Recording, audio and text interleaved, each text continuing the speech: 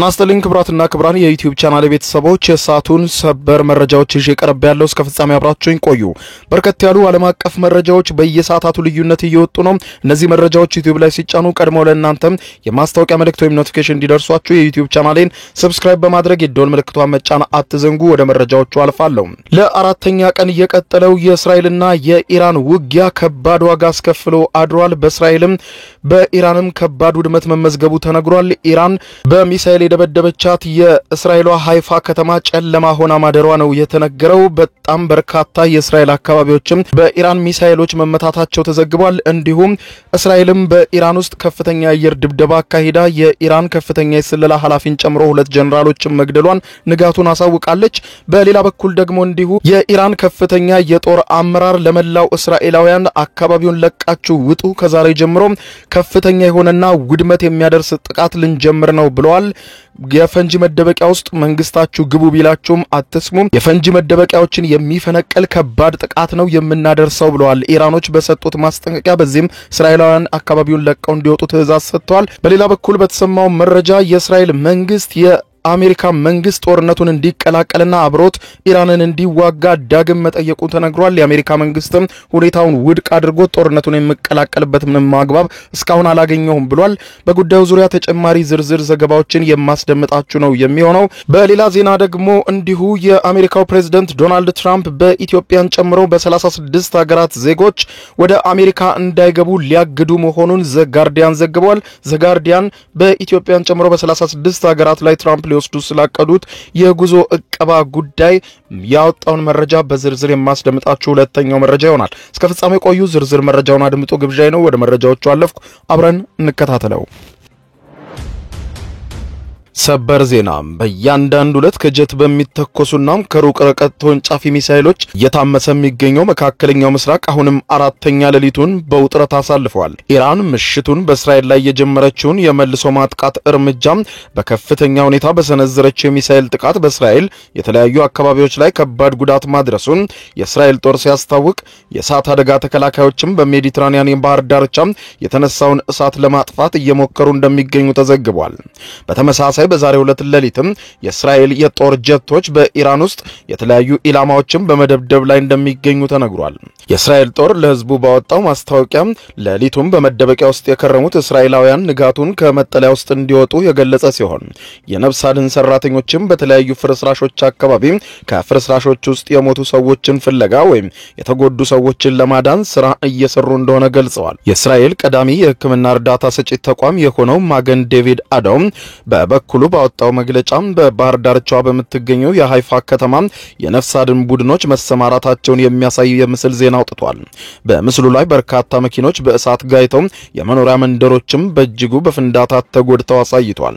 የማገን ዴቪድ አዶም ቡድኖች በጥቃቱ ጉዳት የደረሰባቸው ሰዎችን ወደ ሕክምና እያጓጓዙ እንደሆነ ገልጸው ከነዚህም መካከል የ72 ዓመት አዛውንት ሴት እንደሚገኙበት ገልጿል። ኢራን ዛሬ ሌሊቱን ስትወስድ ባደረችው የአጸፋ ከባድ እርምጃም በእስራኤል ወታደራዊና ኢኮኖሚያዊ መሰረተ ልማቶችም ላይ ከባድ ጉዳት ማድረሷን የኢራን ታይምስ ዘገባ የሚያመለክት ሲሆን የእስራኤል ባለስልጣናት እንደሚሉት ከሆነ ይህ ውሸት ነው በማለት ያጣጥሉታል። ኢራን ከደቂቃዎች በፊት ሌሊቱን ድብደባዋን አስመልክቶ ባወጣችው ሪፖርት ላይ እንዳመለከተችው ከሆነ በእስራኤል በሃይፋ ከተማ የሚገኝ አንድ ትልቅ የኃይል ማመንጫ ጣቢያ በእሳት ሙሉ በሙሉ መጋየቱን የገለጹ ሲሆን ይህንንም ተከትሎ በእስራኤል በሃይፋና በተለያዩ ከተሞችም የመብራት መቆራረጥ ተከስቷል ሲሉ የኢራን መገናኛ ብዙሃን ማለዳውን ባወጡት ሪፖርት ላይ ዘግበዋል። የኢራኑ ቴህራን ታይምስ ከደቂቃዎች በፊት እንደዘገበው ከሆነ በተለይም ደግሞ በቴል አቪቭ የሚገኙ በርካታ ኢላማዎችም በኢራን እንደተመቱ ገልጾ ከአንድ የጥቃት አካባቢ በርካታ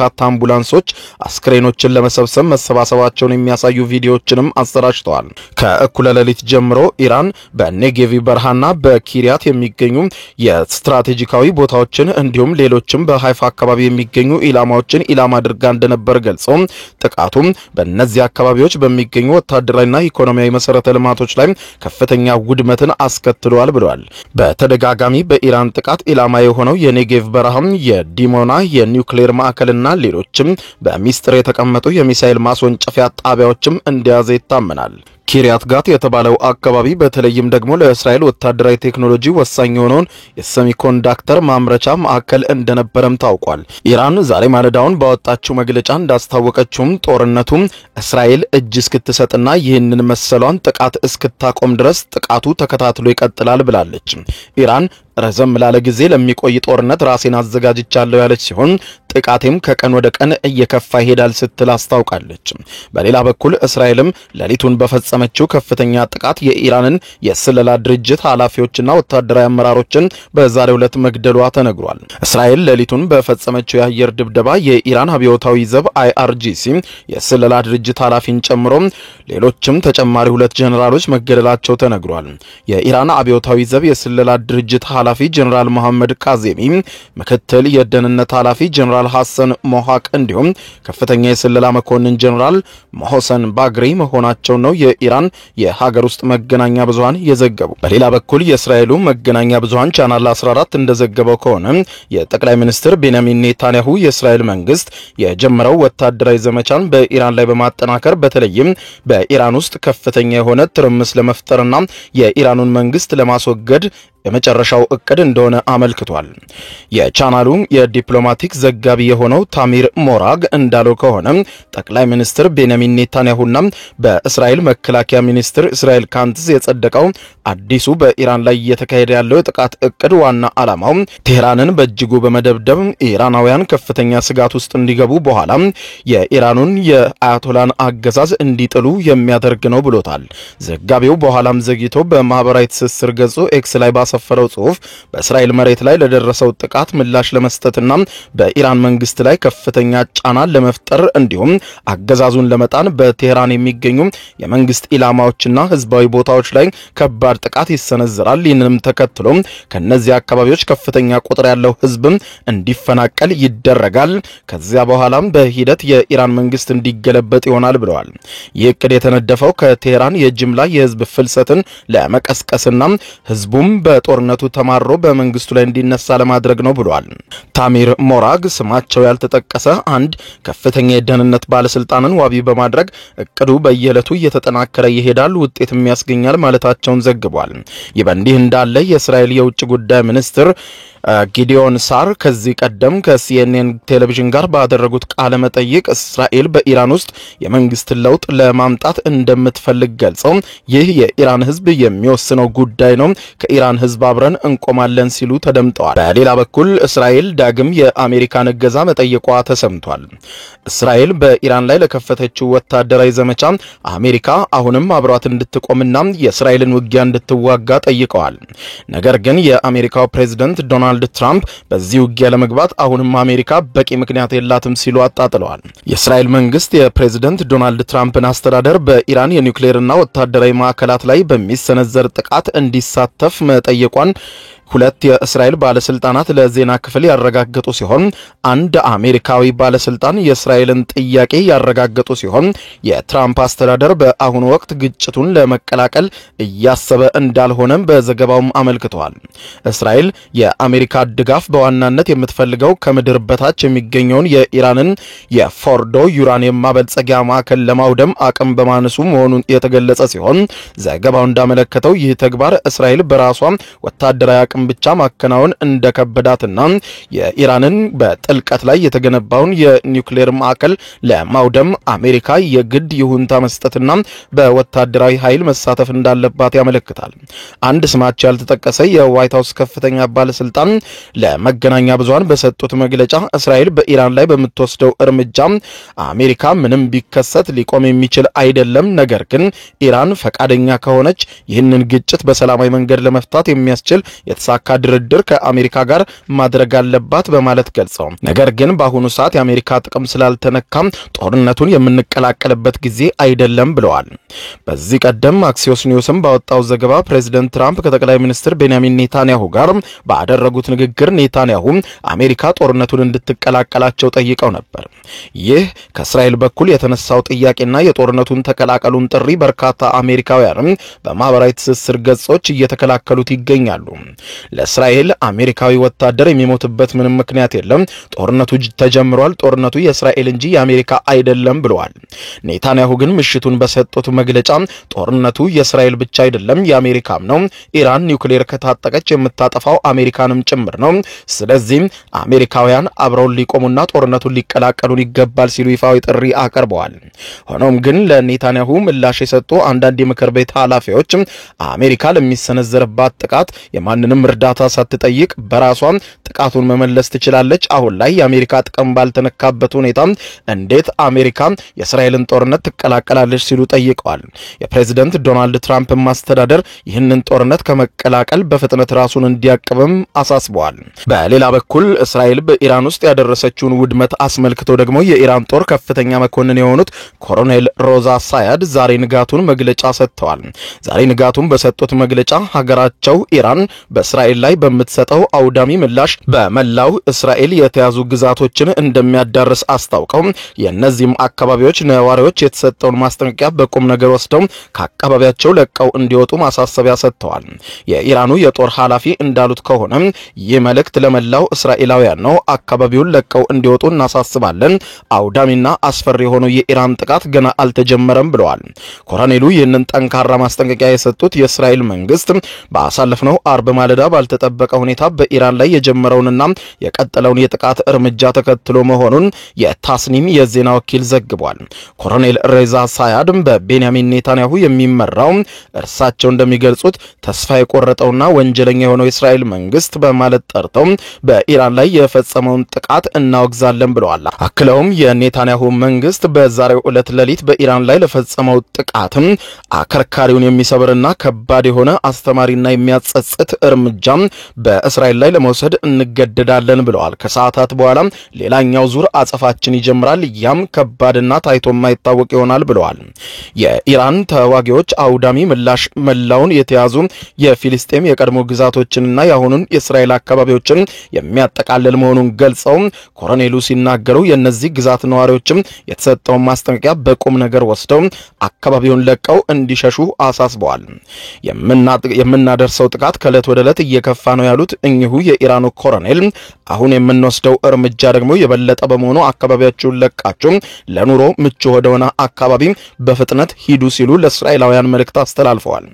በተጨማሪም ባለፉት ምሽቶችም የእስራኤል ወታደራዊና የደህንነት ተቋማት፣ የውሳኔ ሰጪ ማዕከላት እንዲሁም የጦር አዛዦችና የሳይንስ ሊቃውንት መኖሪያ ቤቶችን ጨምሮ ወሳኝ የሚባሉ ቦታዎች በኢራን በተደጋጋሚ በተሳካ ሁኔታ መመታታቸውን አስታውቀው የኢራን ጦር በአሁኑ ወቅትም በተያዙ ግዛቶች ውስጥ የሚገኙ ወሳኝና ስሱ ቦታዎች አጠቃላይ መረጃ የያዙ የመረጃ ቋት እንዳላቸው የገለጹት ቃል አቀባዩ በማንኛውም ቅስበት ማንኛውም ኢላማ የመምታት አቅም እንዳላቸው አጽንኦት ሰጥተው ከዛሬ ጀምሮ ኢራን የምትፈጽመው ጥቃት በአይነቱ የተለየ ነው ብለዋል። ክለውም ሲናገሩ ከመሬት በታች የተሰሩ መጠለያዎች እንኳን ብትገቡ መላው እስራኤላውያን ደህንነታችሁን ማረጋገጥ አትችሉም፣ ምክንያቱም የምንተኩሳቸው ፈንጂዎች ድብቅ ማዕከላትን በሙሉ የሚመቱ ነው ሲሉ አስጠንቅቀዋል።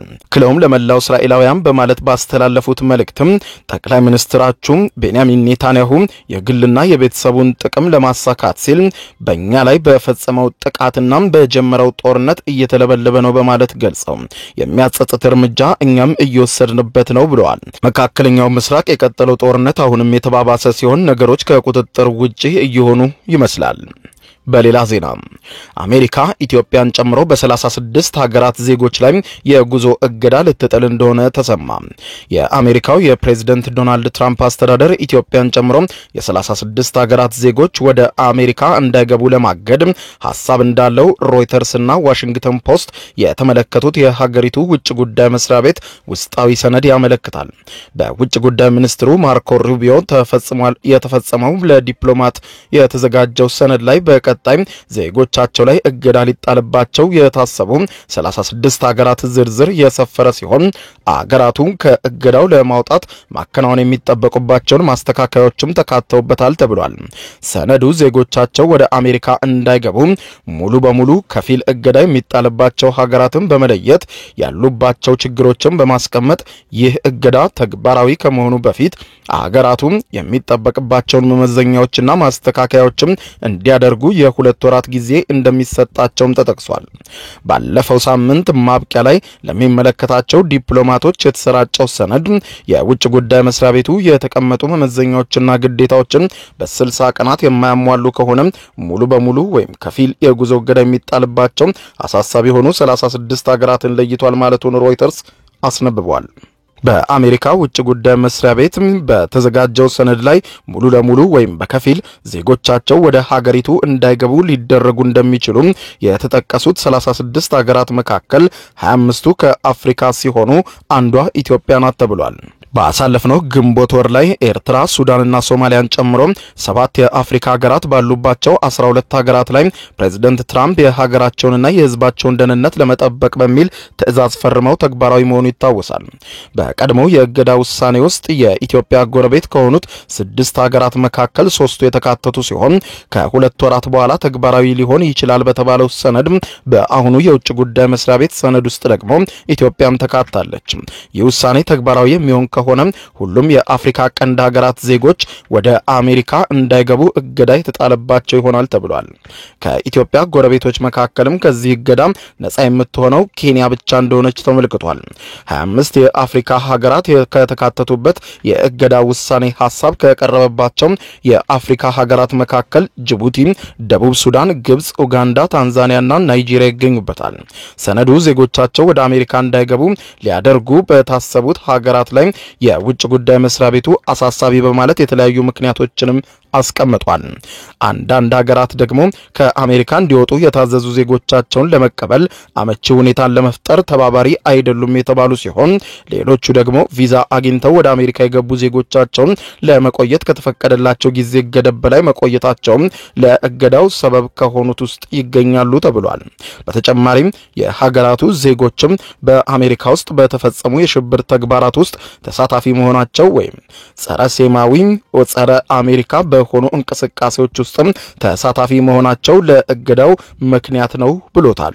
ነገር ግን በሰነዱ ላይ ለእገዳ ምክንያት ሆነው የቀረቡ ጉዳዮች ውስጥ ሁሉም ሀገራት የሚመለከት ሳይሆን እንደ የሀገራቱ ሁኔታና ዜጎችም ተሳትፎ የሚለያይ ነው ተብሏል። ፕሬዝዳንት ዶናልድ ትራምፕ ለሁለተኛ ጊዜ ወደ ስልጣን ለመምጣት ከሚወዳደሩበት ጊዜ አንስቶ የስደተኞች ጉዳይን ዋነኛ አጀንዳቸው አድርገው የነበረ ሲሆን ወደ ዋይት ሃውስ እንደተመለሱ ነበር በርካታ ስደተኞች የሚመለከቱ ውሳኔዎችን በማሳለፍ ተግባራዊ ማድረግ የጀመሩት። ባለፉት ወራትም በአሜሪካ ውስጥ ሳይመዘገቡ የሚገኙ ስደተኞች ታድነው እንዲታሰሩና እንዲባረሩ የሚያደርግ ዘመቻ እያካሄዱ ሲሆን በዚህ እርምጃቸው ምክንያትም ትችትና ከባድ ተቃውሞ ቢገጥማቸውም በውሳኔያቸው ትራምፕ ጸንተዋል። ትራምፕ ከአሜሪካ ስደተኞችን ለማባረር ከሚወስዱት እርምጃ ጎን ለጎን ደግሞ ባለፈው ግንቦት ወር መጨረሻ ላይ ከሰኔ 1 2017 ዓ.ም ጀምሮ ተግባራዊ የተደረገ የ12 ሀገራትን ዜጎች ወደ አሜሪካ እንዳይገቡ የሚያግድ እገዳ ጥለዋል።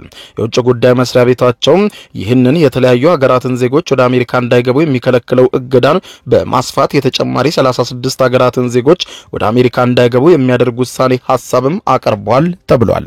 ክቡራን አድማጮች ለሰዓቱ ብታደምጧቸው መልካም ናቸው ያልኳቸው አጫጭር መረጃዎች የሰማችኋቸው ናቸው። ከሰዓታት በኋላ በሌላ መረጃ ተመልሰን እስከምንገናኝ በያለንበት የዓለም ዳር ቸር እንቆይ።